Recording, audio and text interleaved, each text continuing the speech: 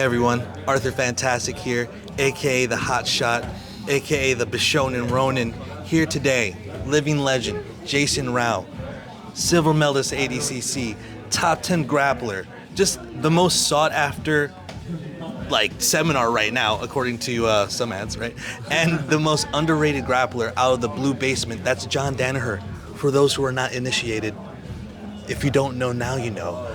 Jason Rau, how are you doing today, bro? Good, thanks for having me. All right, we're here in Ocala, Burdhouse, Pedigo Submission Grappling Systems. Yeah. And it is an amazing facility. Had a great seminar here today. Catching up with Jason, we have a couple of questions, and by we I mean me. What the fuck am I talking about? For first question that I want to lob your way, we kind of talked about it in the Q&A section of our seminar, was the meta of grappling. A lot of people talking about ankle locks, shotgun grips. You know, a couple of years ago it was saddle 411, you know what I mean? And now it's the next step seems to be what you were talking about today, was oscillating in between both. Not that, you know, this is never been said, but it was presented in a different way that I've seen it before. Where do you think that meta is going, and why do you think it's so effective? Yeah, I think, it's a good question. I think specifically pertaining to leg locks, like we're discussing the interplay, or like you said, oscillating between like ankle locks and heel hooks, and the interplay of using those positions to get like strong defensive reactions that will lead to like back takes or even knee bars as your partner goes to spin out of these leg locks. Often their leg will straighten and you can set up various knee bars. So I think in the world of leg locks, that's what you're going to be looking at. But I think overall in grappling, I think it's really dependent on where like the rule sets are going. So right now we have CJI rules. ADCC is really prevalent. If ADCC continues to be very prevalent, I think we're going to continue to see a heavy emphasis on wrestling and really the interplay between like standing and ground. So not just like you have your jiu-jitsu on the ground or you're wrestling on the feet, but using wrestling either defensively to set up your submissions or offensively to set up your submissions. I think you're going to see a lot of that in the future. I'm not paying them. We're a catch wrestling channel. I practice catch wrestling. Okay, so nice. You talk about wrestling, it's like, yeah, he's the one saying it, not me this time. Speaking of rule sets, ADCC, CJI, everything is kind of like, it's branching out, but it's also coalescing in terms of meta, but it's branching out in terms of rule sets. I'm going to glob a couple in that category. First one is, what do you think of like guard pulling? But let's be more specific, because guard pulling can be a number of things. What do you think about people sitting at distance and then scooting in? I mean, you're talking to somebody who does that or has done that in competition. I mean, Ask him. I think it's important that there is some type of guard in jiu-jitsu. Oh yeah, absolutely. Just otherwise, like what separates us from wrestling? Right. Otherwise, we're just bad wrestlers, right? So, I mean. IBJJF, for example, you have to make connection. I do think that, depending, ADCC, obviously, you don't have to make connection. At a certain point, you're going to get penalized for sitting. Right. Finals, you can't even do it, right? Yeah, I think they're all good. Different degrees in each one. Like, ADCC, I mean, you can do it in the finals. You're just going to get...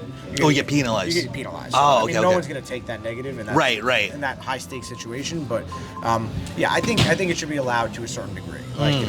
If you want to make them make grips, I'm fine with that. Like, if you want to let it happen at distance, I'm fine with that. If you want to penalize them half the match, I'm fine with that. But I think it shouldn't be like outlawed altogether. IEGA has a good rule set. I think the first half of the match is scored, and the first half of the match is not scored, and the second half is. But takedowns count the first half of the match, so you have to make contact. The pull. So if you mess up the guard pull, you give up 2 the first half of the match. So I think there should be like maybe some type of restriction around it in some way, whether it's like penalized for pulling guard, or you have to make grips or something like that. But I think it should be allowed. Yeah, I agree. I think that like dynamic entries, sumigashi, tomonagi, gripping up a person or pulling them down into it, I think those are all legitimate. I think one of the things, talking about rule sets, for instance, UFC BJJ, as opposed to CJI 1. CJI 1, are you involved with either of those, by the way?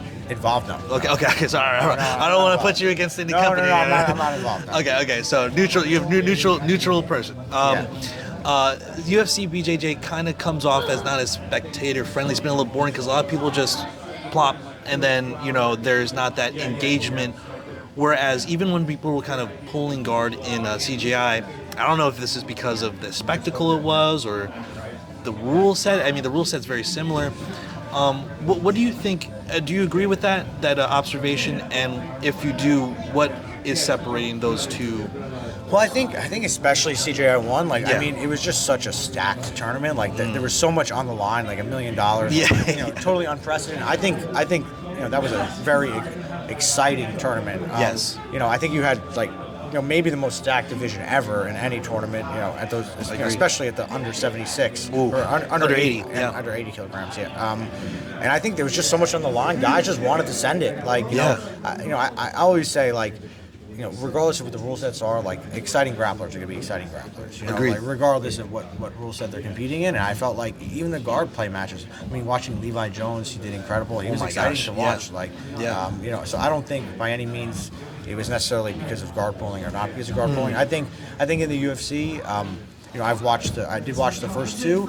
Obviously, some of the matches were very exciting. Like Andrew Tackett and Renato Canuto was an incredible match. It's so fast. It happened so quick. Yeah. I don't like what happened. I looked away. I looked back. What happened? Even in the show, like on the reality show, like Keith Victorian versus Isaac Dolan, I thought was a very good match. Like where it was like guard versus passing. I think when both guys are going for it, it's Right, exciting. they're going for it. Yeah. Yeah, that's a good way to highlight. Yeah. Yeah, I do think, you know, not that there's nothing on the line for the UFC, but I think comparing to CJI, in that sense, it was just like that first event was just so, like, there was just so much at stake. Like, I think guys were just, like, willing to just go for it. And that's what I think you saw a lot of. You saw, you know, not even necessarily a ton of submissions, but a lot of exciting, like, kind of epic, instant classic matches. You know? Oh, absolutely. Oh my God, I could name pretty much all the matches in that tournament were amazing. There's like one or two I didn't really like.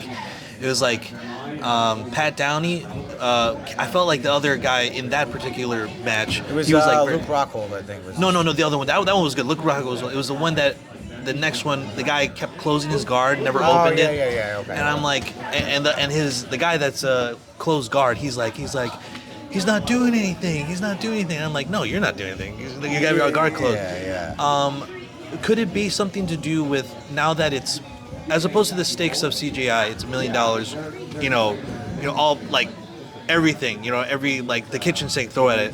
Whereas UFC BJJ, you're gonna have multiple matches in a season, and you want to keep your record good.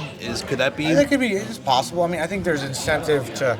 I mean, in both there's an incentive to win for sure. Of course. Obviously. I mean, you know, not to say like a lot of guys in the UFC are like this, but you definitely see guys in like the real UFC, like MMA UFC, who like maybe win matches or win fights, but they're not super exciting, don't go for the kill, but they're winning, so you know, you can't get cut, right? If you keep winning, right? I mean, it's very early in the UFC BJJ. It could be a little bit of that mentality. I mean, I do think the rules are good. I mean, I think it's just a matter of what athletes, and not to say any of the athletes are not good, but you know, I did notice on the last card, the three main events were all submissions, which was exciting. Like, yes. It was, you know, Renato and Andrew Tackett, David Garmo and Mason Fowler, and I forget what the... So, women. Yeah, it was a women's match, yeah. It was Musameki's sister. Yes, it was Tammy, and who was the other girl? Was it the girl that goes by Mommy? Was that her? Possibly. You know, she went against the Poppy and then... Yes, yeah, I think I remember, yeah. I mean, those were exciting main events, yeah. What? Oh, Hinato's wife. Raquel Canuto. Yeah, there we go. We're going between the three of us. Yeah. Switching gears a little bit, I do want to come back on the rules a little bit, but it just hit me because I was thinking about it while I was watching an interview of you, and I'm glad I get to talk to you about it because you said you opened your school, and that was a big transition from what you had been doing before. You've been training at Matt Serra's, and you went from seeing Matt Serra, your coach, every day to like, you still see him, obviously, you still talk to him. Yeah. But you're like sad about that. Have you been able to see him more? Like, you know? Yeah, I mean, yeah, I do see him occasionally for sure. It's just, you know, like he would say it to me, he's like, "Oh, Jay, I miss you, buddy." Like I haven't seen. That was a good impression. I would see him. That was a good impression. I would spend a lot of time around him, but you know, I would see him every single day, and like, you know, I kind of noticed that in jiu-jitsu in general, and like, you know, there's, you know, training partners that you would see every single day, and then like, circumstances change, and like, you're so used to seeing someone because you see them at the gym every day, and then you stop seeing them, and like, I've almost like that's like kind of the way of how it is a lot of times. Like, I have people that I was super close with at one point, and that because I would see at training every day, and like maybe I don't see them as much, don't talk to them. So it's not because we don't want to be friends. It's just like, you have that convenience of like seeing that person every day at training, and then when that's gone, like you don't have other like things in place to see them as often. You know what I mean? Like, continue those conversations you were having, those those inside jokes you had. It's like the end of Stand By Me, huh? You see that movie? 89 baby too, so he knows what's up. I've seen that movie. He's like, Phoenix, well, he and then he fades away into the background. So a couple more questions about rule sets. In terms of, like, we were talking about, like, it's more the athlete that makes it exciting. What rule set or rule sets do you find most exciting right now? I do like ADCC. I know a lot of people like don't like it. I like it. It makes them scrap. It makes it scrappy. I like the rules that like turtle position is not scored for a takedown or sweep or guard pass. Like, I think it forces a lot of guys to fight from that position. I think it leads to a lot of wrestling heavy scraps. Oh yeah, it feels like very catch wrestling to go to like referee position. Yeah, exactly. And I feel like I have a pretty decent understanding of the rules now. Understanding how initiations work and everything, like for the ref's decision. So I do like ADCC. I feel like I have a pretty good idea, of what's going on. But ADCC is exciting. I do think like, CGI rules or UFC, whatever you want to call them. The 10-point must system is a good rule set. Okay, yeah. I've always thought that was exciting. I do think flow grappling's rules are good. Like, Okay. Like I don't really have any. What I will say I don't like as much now is EBI rules. EBI rules, okay. Yeah. So at one they'll point stall you out until the. At one point, I competed a lot in EBI. Like when I first came up, like the goal was to get to EBI because that was the only tournament that paying money. And I remember watching the EBIs, and I think from a spectator perspective, they could be very entertaining because it's like a bracket. You watch the whole bracket play out in one night. Right. It's like a little bit of a storyline, and I think those events are awesome. Yeah, absolutely. I just think. I think guys are getting so good these days, especially like at defending stuff. Like I would like to see, and some tournaments have done this. They call it a mollywomp rule in EBI. So basically, if one guy totally like annihilates the other guy in regulation, even without a submission, they won't do the overtime. Okay. Yeah. Okay. Yeah. So I think that's maybe a cool addition that could be added to it, but. I like jiu-jitsu in general. So, if it's two exciting grapplers, like, I don't care so much the rules. Shout out to Eddie Bravo. Yeah. Interviewed him last month. Interview up on the channel now.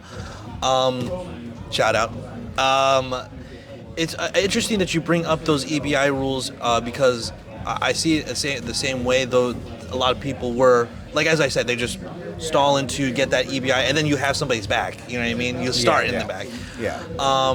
I will say, and I know Gordon has said this before, it's the only rule set that is totally out of the judges' hands. No referee, no judges. Like, there's nothing for them to decide. So it's totally in your control. So as a competitor, maybe you don't like those rule sets, but like it's all in your hands. You can't blame the ref. You can't blame the judge. Like, it's all on you, which I think is a little bit nice that's experience. Sick. You can't go in and like, those refs. Yeah, there's the judges. There's none of that. Yeah, none of that. Yeah, for sure. Some other questions, and I know you have stuff to do. You know what I mean? Busy man, Jason Rau, most underrated grappler from the Blue Basement. I think that there is a lot of talk about pinning in terms of when we're discussing meta and strategic approach, the strategic approach to grappling. What do you feel like? Do you think that pins should be awarded in grappling tournaments? And just for context, the reason I asked this, as a scoring position, or as like pin in wrestling, like. The context for in catch wrestling, I've done catch wrestling competitions. You can win by submission or pin. But I think that now that I think about it, they kind of do already award pins, mount, side mount. Yeah. I guess, do you feel like if you could hold down a person, let's say for a specific amount of time in a pin, do you think that should go to some type of winning I think advantage? That's an interesting, maybe an interesting idea. Maybe if you hold the person, I would definitely say it would have to be a dominant position if you were to do it. I would say if you hold them in their guard, Yeah, no. Yeah. But some people are just like inside mountain. They're just waiting. Yeah, You know what I mean? I think that could be an interesting format. Like, I'd be interested to see that if you get held in, because I do think if you're in side control, you could. And mount, not that you can always escape, but like there's definitely times you can. But there's a lot of instances where you could give up your back and you could create action, and right. Maybe you just don't want to. Maybe like you're content to be in that position. Play it you're safe. Tired, whatever the case is. Like, yes. So I do think that could be interesting where if you're on, you're in a pinned position, knee on belly, mount, side control for more than 30 seconds, you lose or something like that. Yeah, that like judo. Okay, that's interesting. That could be interesting. I don't know if that would take hold as the main rule set, but it could be an interesting thing to see. Like, another kind of like branch out from the grappling world. Yeah. Speaking of which, guys, check out ACWA, Josh Barnett, friend of the channel. He has his ACWA competitions. They have pins. Scientific Wrestling, watch my match. I got pinned. Worth watching. Definitely shout out to the catch wrestling community. Thank you guys for supporting. Before I end and segue to the conclusion rather, does anything that you want to like talk about that's coming up, or you've got coming up, any seminars that we can discuss that are on? Yeah. I'm actually, so we're in Ocala today. I'm teaching in Michigan next weekend. Burdhouse. Yeah, we're at the Burdhouse today. I'm teaching in Michigan next weekend. I'm excited. I got no-gi pants coming up. I got a bunch of athletes competing, so I'm really excited to go be there coaching. It's on Long Island, so it's very close to where I live this year. And then ADCC Trials in Orlando, not Miami. Orlando in November, so I'll be down for that. Oh, you'll be down here? I'll be down dude, here. I'll be down to lake up, ask you some questions then too. Yeah, sure, yeah. So, speaking of, you've got competitors in the competition, no-gi pants, ADCC. What are some of your competitors' names and weight classes? You know what I mean? I have a few guys that are really tough. I got so at Pro Bowl I got this guy Justin DeLucia, Josh Flores. They're featherweight and lightweight.